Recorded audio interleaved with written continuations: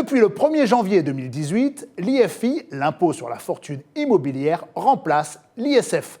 Il concerne désormais 130 000 contribuables qui possèdent des biens immobiliers pour une valeur supérieure à 1,3 million d'euros. Mais quel patrimoine est vraiment concerné par l'IFI? Première chose à savoir, tous les biens détenus en direct, ainsi que les biens possédés via des structures sociétaires, sont assujettis à l'IFI. Toutefois, l'immobilier affecté à l'activité professionnelle ne doit pas être pris en compte. C'est le cas des bureaux, locaux commerciaux, boutiques ou hangars. Les loueurs en meublé sont également exonérés lorsqu'ils exercent leur activité à titre professionnel.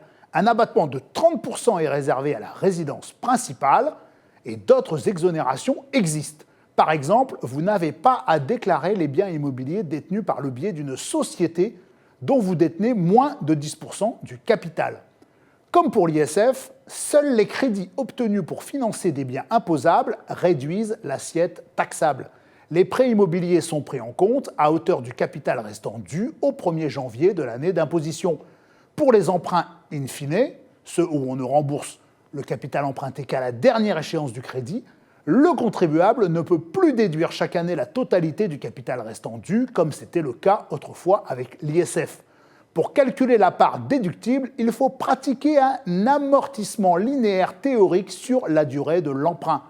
Un dispositif anti-abus est aussi mis en place. Lorsque la valeur des biens immobiliers dépasse 5 millions d'euros, les dettes déductibles dépassant 60% de la valeur de l'actif déclaré ne sont prises en compte qu'à hauteur de la moitié de leur montant. Enfin, les prêts réalisés en famille ne sont pas déductibles.